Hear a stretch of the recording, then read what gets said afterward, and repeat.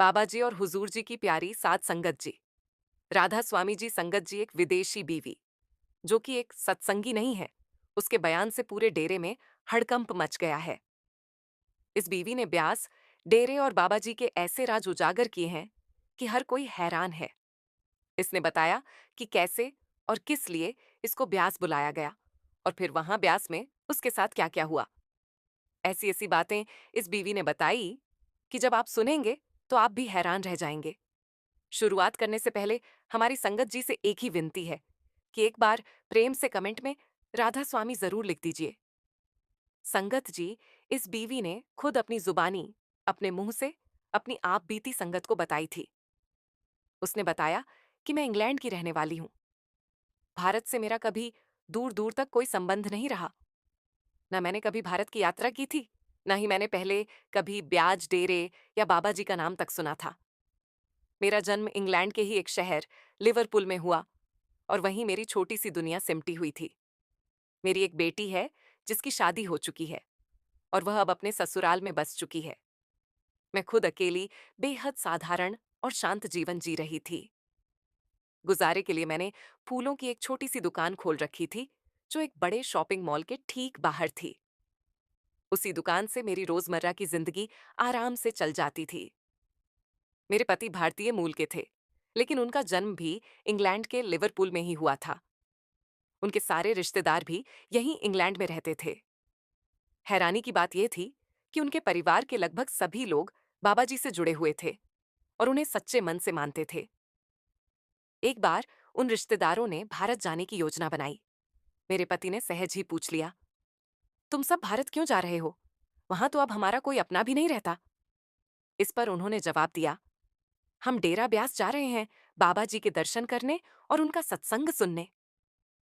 मेरे पति ने उत्सुकता से पूछा, यह बाबा जी कौन है? तब उन लोगों ने बाबा जी के बारे में विस्तार से बताया, उनका जीवन, उनकी शिक्षाएं और वह शांति जो उनके सानिध्य में मिलती है। उनकी बातों में इतना अपनापन और सच्चाई थी कि मेरे पति का मन भीतर से हिल गया, और देखते ही देखते उन्होंने तय कर लिया कि वे भी उनके साथ भारत जाएंगे। ये मेरे पति की जिंदगी की पहली भारत यात्रा थी। वे रिश्तेदारों के साथ भारत पहुंचे और पहली बार डेरा ब्यास गए। जिस क्षण उन्होंने पहली बार बाबा जी को देखा, वो दृश्य उनके मन में हमेशा के लिए जैसे ठहर गया। उनके भीतर एक अनकही सी शांति उतर आई, ऐसी शांति जिसे शब्दों में बांध पाना मुश्किल था। उन्हें ऐसा लगा मानो यह चेहरा उन्होंने पहले भी कहीं देखा हो, जैसे आत्मा के किसी गहरे कोने में पहले से ही कोई संबंध मौजूद हो। उसी पल, बिना किसी को बताए, उन्होंने अपने मन में एक संकल्प ले लिया, अगली बार जब मैं यहां आऊंगा तो अपनी पत्नी को भी साथ लाऊंगा, उसे भी इस रूहानी चेहरे के दर्शन कराऊंगा जिससे आज मेरा हृदय भर गया है। मेरे पति ने वहां करीब 5-6 दिन बिताए। उन्होंने पूरे मन से सेवा की, दर्शन किए, और फिर वापस लिवरपूल लौटने के लिए निकल पड़े। लेकिन किसे पता था कि किस्मत कुछ और ही लिख चुकी है। भारत से लौटने के सिर्फ 3 दिन बाद ही अचानक दिल का दौरा पड़ने से मेरे पति हमें हमेशा के लिए छोड़ गए। वे मुझसे ना तो डेरा व्यास में बिताए अपने अनुभव साझा कर पाए, और ना ही वह वादा पूरा कर सके कि अगली बार मुझे भी साथ ले जाकर दर्शन कराएंगे। यहां तक कि वो अपने दिल की बात तक नहीं बता पाए कि अगली बार वह मुझे भी व्यास ले जाना चाहते हैं।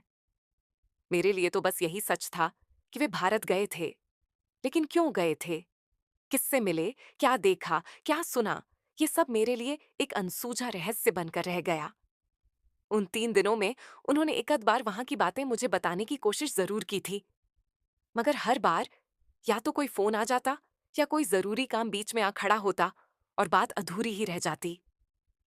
फिर 3 दिन बीते और वे सदा के लिए चले गए। आज भी ये बात मेरे दिल को चुभती है कि उस दिन वे मुझसे कुछ कहना चाहते थे, शायद बहुत कुछ, लेकिन मैं ही उनकी बातों पर ध्यान नहीं दे पाई। अपनी रोजमर्रा की व्यस्तताओं में इतनी उलझी रही कि उनके शब्दों को अनसुना कर बैठी, और फिर वो मौका कभी लौटकर नहीं आया। उस अधूरे संवाद का भार बरसों से मेरे सीने में दबा रहा। समय बीतता गया, जिंदगी आगे चलती रही, लेकिन एक दिन जब मैं बिल्कुल अकेली बैठी थी तो अचानक मेरे पति की यादें मेरी आंखों से बहने लगीं। मुझे गहराई से एहसास हुआ कि अगर आज मेरा जीवन साथी मेरे साथ होता तो मेरी जिंदगी कितनी अलग होती। हम दोनों साथ बैठकर हर बात बांटते, हर सुबह एक दूसरे की आंखों में देखकर मुस्कुराते। अब तो मेरे पास बस उनकी यादें ही बची थीं। इन्हीं ख्यालों में डूबी हुई मैं खुद को संभाल नहीं पाई और जोर जोर से रोने लगी। वो खालीपन, वो टीस, वो अधूरापन, सब एक साथ मेरे दिल पर टूट पड़ा। उसी वक्त अचानक मेरी बेटी घर आ पहुंची। वो भी यहीं लिवरपूल में अपने ससुराल में रहती थी, लेकिन न जाने क्यों उस दिन बिना बताए चली आई। मुझे इस तरह बिखरा और रोता हुआ देखकर वो घबरा गई। वो तुरंत मेरे पास आई, मेरा कंधा थाम लिया और घबराई हुई आवाज में बोली, माँ क्या हुआ? आप इस तरह क्यों रो रही हो? मैंने जल्दी से अपनी आंखें पोंछी और धीमे स्वर में कहा, कुछ नहीं बेटा, बस तेरी बहुत याद आ रही थी इसलिए मन भर आया।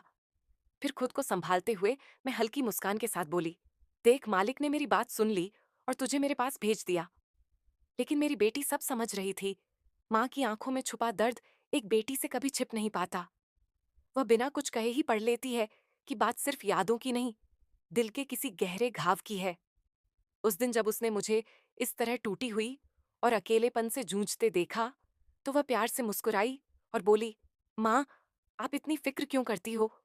चलो मेरे साथ रहने चलो ना, मैं आपको ऐसे अकेले नहीं देख ले सकती। मैंने हल्के से हाथ उठाकर उसकी बात को वहीं रोक दिया। नहीं बेटा, बेटियों के घर ज्यादा दिन रहना मुझे अच्छा नहीं लगता, और फिर तू तो अक्सर मुझसे मिलने आ ही जाती है। तेरा आना ही मेरे लिए बहुत है। मेरी बेटी ने मुझे ढांढस बंधाया और प्यार से कहा, माँ सब ठीक हो जाएगा। जब भी मन बेचैन हो, बस उस मालिक का नाम लिया करो। नाम लेने से मन को बहुत सुकून मिलता है। मैंने गहरी सांस लेते हुए कहा, मैं बहुत कोशिश करती हूँ बेटा, नाम लेने की, लेकिन मुझसे ठीक से हो नहीं पाता। मन ही नहीं टिकता। मेरी बेटी हल्के से मुस्कुरा दी। कोई बात नहीं माँ, धीरे धीरे सब आ जाएगा, बस शुरुआत तो करो। इतना कहकर वो अपने बाकी कामों में लग गई और फिर शाम होते होते वापस अपने ससुराल लौट गई। रात को जब मैं अकेली अपने बिस्तर पर लेटी, तो नींद में कुछ ऐसा घटा जो मैंने पहले कभी महसूस नहीं किया था। सपने में मुझे अपने दिवंगत पति के दर्शन हुए। मैं हैरान रह गई। इतने सालों में पहली बार मुझे मेरे पति सपने में दिखाई दिए थे। मेरा पति बेहद शांत भाव से बोला, मैं तुझे आज किसी खास से मिलाना चाहता हूं। मैंने हैरानी के साथ पूछा, आप किससे मुझे मिलवाना चाहते हैं? तभी मेरी आंखों के सामने एक तेजस्वी सरदार जी प्रकट हुए, जिनके चेहरे पर ऐसी रोशनी थी जैसे चांद और सूरज एक साथ चमक रहे हों। मेरे पति ने कहा, जब मैं भारत गया था तो मैंने डेरा ब्यास में बाबा जी के दर्शन किए थे। उस दिन मैंने मन ही मन यह संकल्प लिया था कि अगली बार जब आऊंगा तो तुझे भी साथ लाऊंगा, ताकि हम दोनों नाम दान लेकर एक नया अध्याय शुरू कर सकें। लेकिन मैं समय से पहले ही चला गया। मेरा वह वादा अधूरा रह गया। अब तुम उसे पूरा करोगी? तुम्हें डेरा जाना है। इतना सुनते ही मेरा सपना टूट गया। मेरा दिल जोर से धड़कने लगा। मुझे समझ नहीं आ रहा था कि यह महज एक सपना था या कोई संकेत। अगले ही दिन सुबह मैंने अपनी बेटी को फोन किया और कहा, तू जल्दी घर आ जा, मुझसे तुझसे एक जरूरी बात करनी है। मेरी बेटी फौरन आ गई और मैंने उसे सारा सपना विस्तार से बताया। बेटा, तेरे पापा आए थे सपने में। उनके साथ एक बहुत सुंदर सरदार जी भी थे। उन्होंने डेरा नाम की किसी जगह की बात की। भारत में कहीं है वह जगह, और उन्होंने मुझे वहां जाने को कहा है। मेरी बेटी थोड़ी उलझन में पड़ गई। माँ, आप चिंता मत करो। मेरी एक सहेली थी जो मेरे साथ कॉलेज में पढ़ती थी। वो इंडिया से यहाँ पढ़ने आई थी। शायद वो पंजाब में रहती है। मैं उससे पूछती हूँ, हो सकता है वो कुछ मदद कर सके। इतना कहकर मेरी बेटी ने तुरंत अपनी सहेली को फोन लगाया और उस डेरे के बारे में पूछा। दूसरी ओर से बिना देर किए जवाब आया, अरे हाँ, डेरा ब्यास तो यहीं पंजाब में है। बहुत प्रसिद्ध जगह है। दुनिया भर से लोग वहां आते हैं।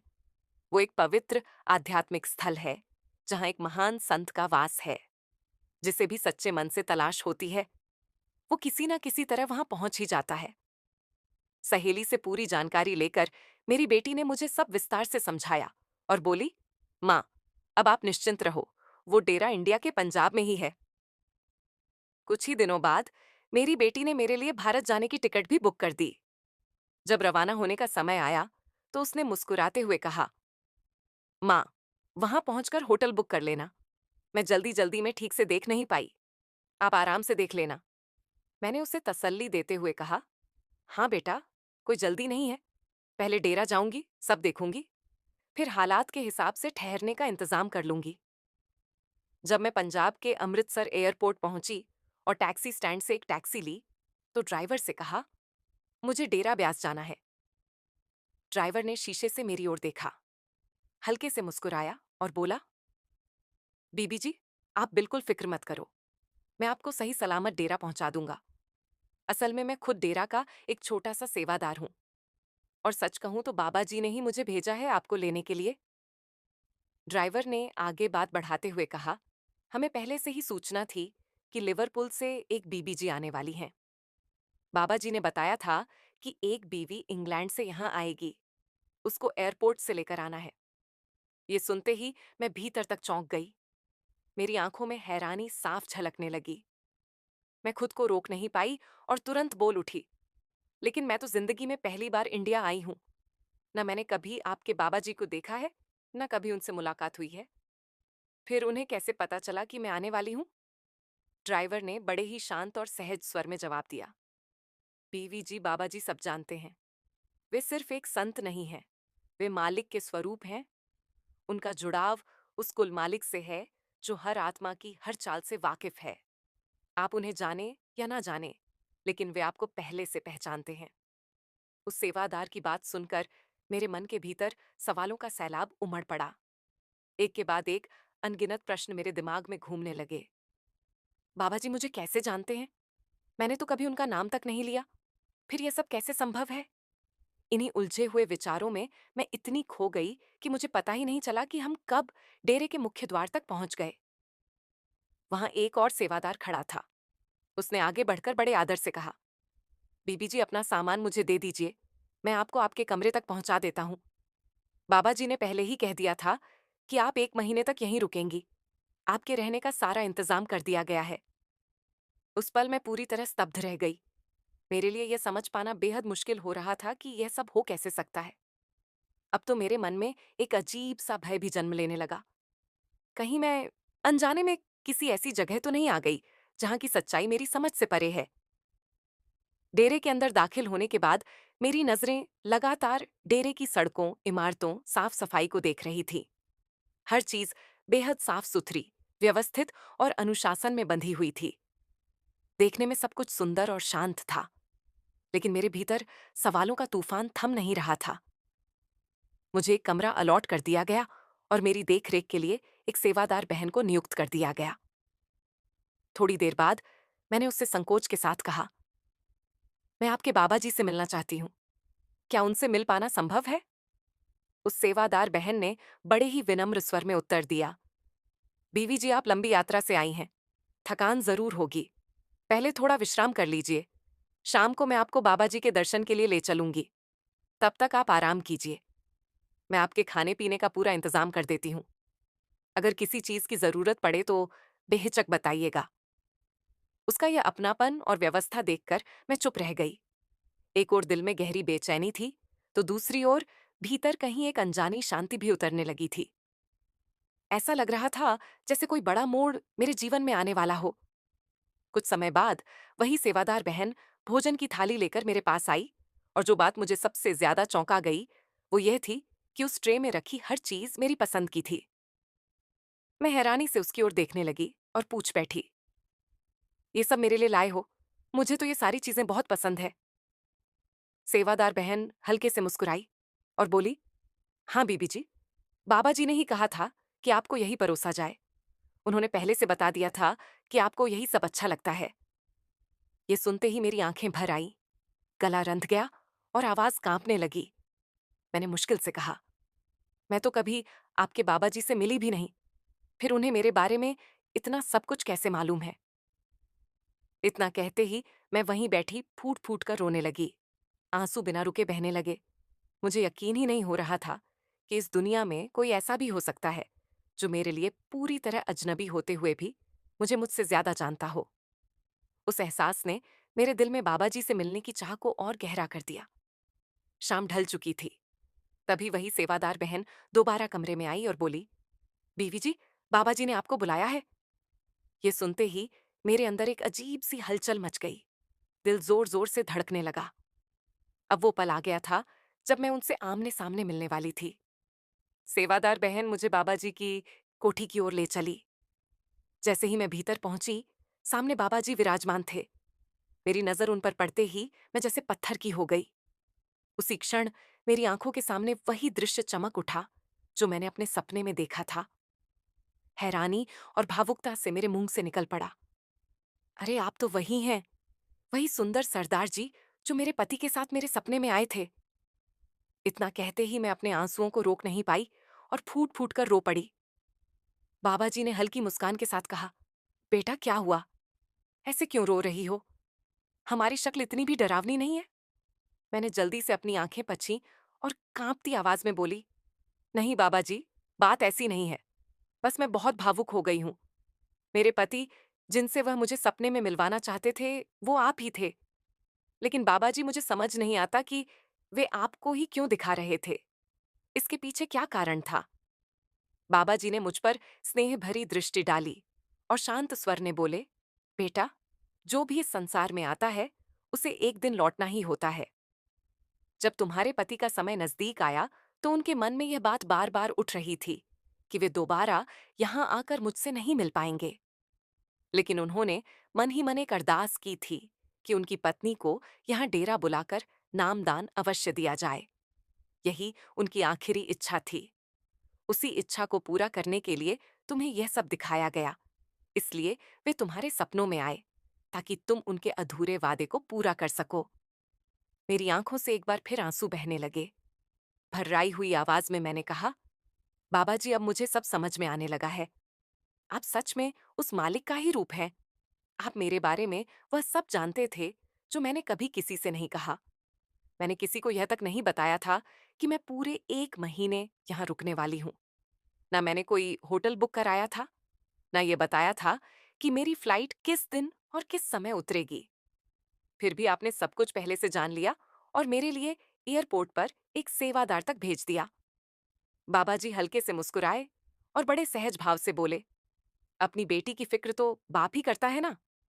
उनके यह शब्द सुनते ही मेरा दिल भर आया और मैं फिर से रो पड़ी। कुछ पल बाद बाबा जी ने स्नेह से पूछा, बेटा, यहाँ रुकने में तुम्हें कोई तकलीफ तो नहीं हो रही? मैंने तुरंत जवाब दिया, नहीं बाबा जी, बिल्कुल नहीं। आपने जिस अपनापन से मेरा स्वागत किया, जो स्नेह और सम्मान मुझे यहाँ मिला, वह मेरे लिए बहुत बड़ा है। भावनाओं में डूबकर मैंने कहा, बाबा जी, अब मैं पूरा 1 महीना यहीं रहूंगी। मैं अपने पति की अधूरी इच्छा को पूरा यहीं रहूंगी। मैं अपने पति की अधूरी इच्छा को पूरा करने आई हूँ। मैं आपसे नामदान की बख्शीश लेने आई हूँ। बाबा जी ने शांत स्वर में कहा, बेटा, जब सारी संगत को नामदान मिलेगा, तुम्हें भी मिलेगा। जाकर पर्ची ले लो। जब समय आएगा, तुम्हारा नाम भी लिख दिया जाएगा। उनकी बात सुनकर मेरी आंखों में संतोष की चमक उतर आई। मैंने कहा, बाबा जी, आपने मेरी सारी उलझनें दूर कर दी। अब मेरे मन में कोई चिंता नहीं बची। बाबा जी ने बहुत प्यार से कहा, बेटा, चिंता किस बात की? सब कुछ मालिक के हाथ में है। वही जानता है कि किससे कब और किस तरह अपनी भक्ति करवानी है। इसके बाद मैं डेरे में पूरे 1 महीने तक रुकी। जब नामदान के लिए पंजीकरण शुरू हुआ, तो मैं भी पर्ची की लाइन में लग गई। फिर वह दिन भी आ गया जब बाबा जी ने मुझे नामदान की बख्शीश दे दी।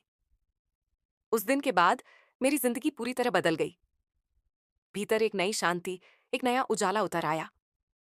जब 1 महीना पूरा हुआ, तो मैं बाबा जी से विदा लेने गई। उन्होंने स्नेहपूर्वक मुझे आशीर्वाद दिया और मैं उनके चरणों से अनुमति लेकर अपने देश इंग्लैंड लौट आई। लेकिन इस बार मैं वैसी नहीं थी जैसी पहले आई थी। इंग्लैंड आकर मैं यहाँ सेवा करने लगी और अक्सर ब्याज डेरे भी जाने लगी। साध संगत जी, इस बीवी की आप बीती हमें एक बहुत बड़ा सबक देती है कि जब दिल में सच्ची चाह और मन में अटूट विश्वास होता है, तो असंभव भी संभव हो जाता है। जैसा कि बाबा जी महाराज अक्सर कहते हैं, जिसको उस मालिक पर पूरा भरोसा होता है, मालिक उसकी हर पल संभाल करता है। तो आप भी चिंता छोड़ दीजिए, बस मालिक के भजन सिमरन में जुट जाइए। संगत जी बाबा जी तो जानी जान है। बाबा जी हम सबके मन में क्या चल रहा है वह भी जानते हैं। आइए अब आपको बाबा जी की एक और सच्ची घटना सुनाते हैं।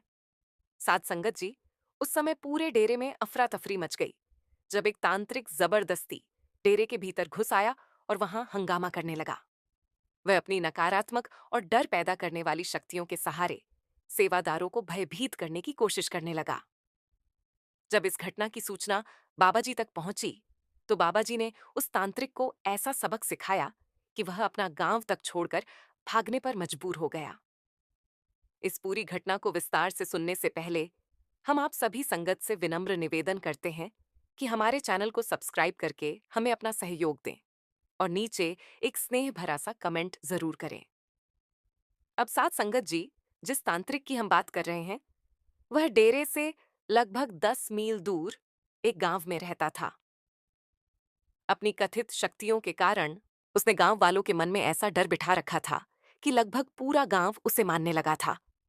गांव के लोग उसे पूजने लगे थे, उसके पास जाकर उसकी भक्ति करते थे।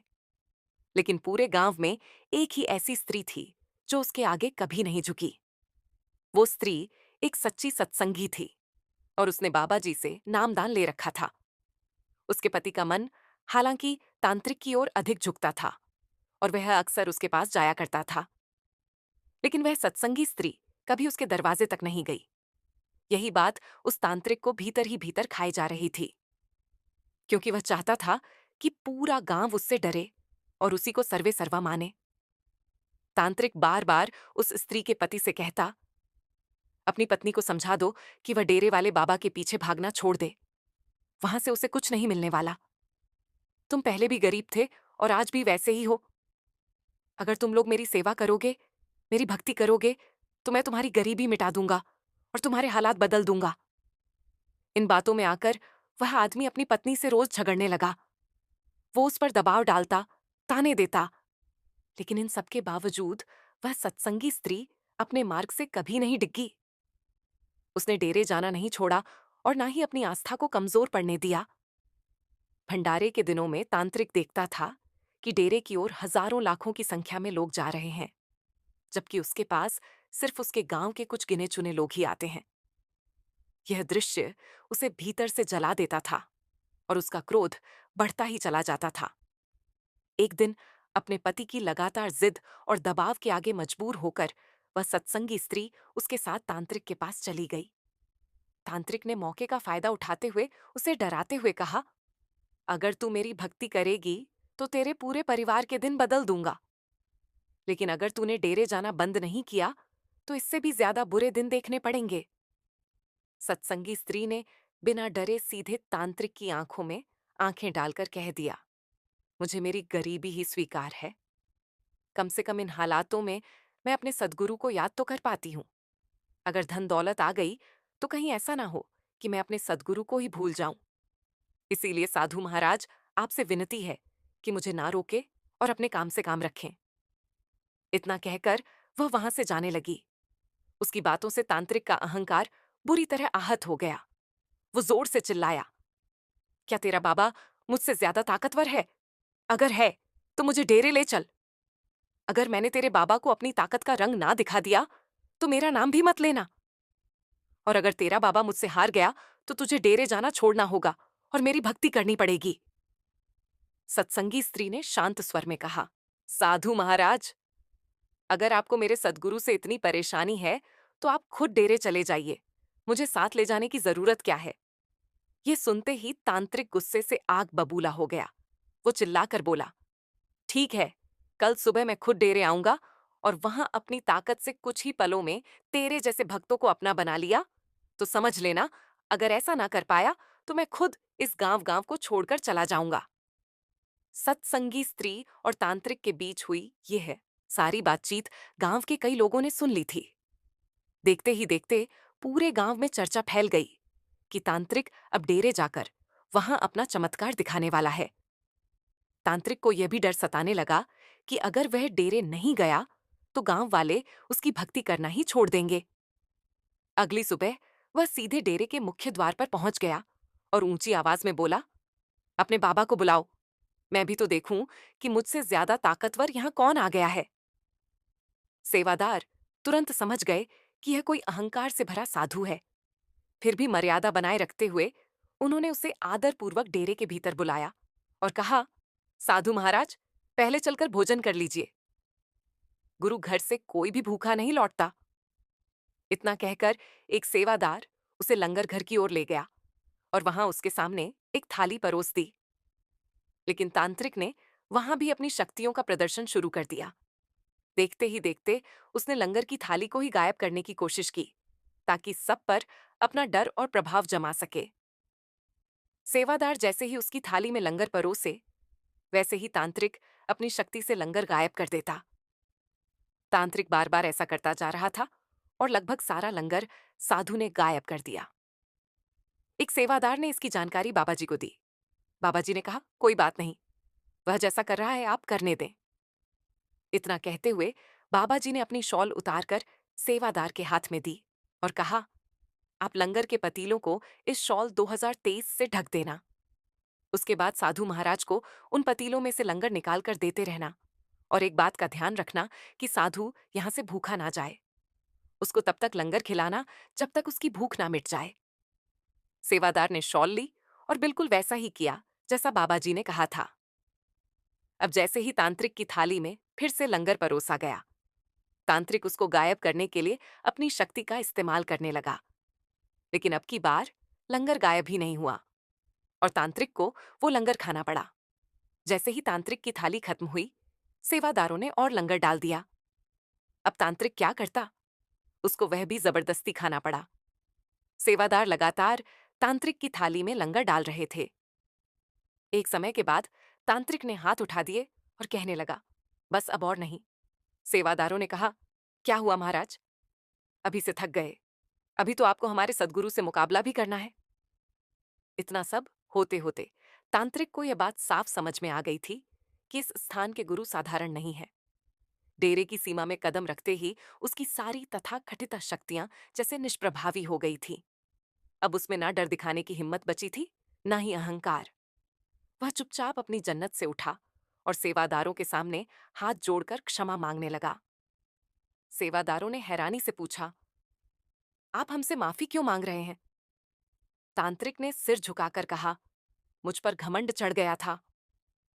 मुझे लगता था कि मुझसे ज्यादा तांत्रिक बाबा जी की बातों से इतना प्रभावित हुआ कि उसने उसी दिन से बुरे काम बंद कर दिए और डेरे में सेवादार बन गया। कुछ समय के बाद तांत्रिक को बाबा जी ने नाम दान भी दे दिया। फिर तांत्रिक अक्सर डेरे जाने लगा और वहां सेवा करने लगा और तांत्रिक ने सब बुरे काम छोड़ दिए। तांत्रिक में आए इस बदलाव को देखकर पूरा गांव हैरान रह गया। संगत जी अब जाते जाते संगत जी से एक बार फिर हाथ जोड़कर विनती है कि कमेंट में राधा स्वामी जरूर लिखिए और आप खुशी से इस चैनल को सब्सक्राइब भी कर सकते हैं। राधा स्वामी जी।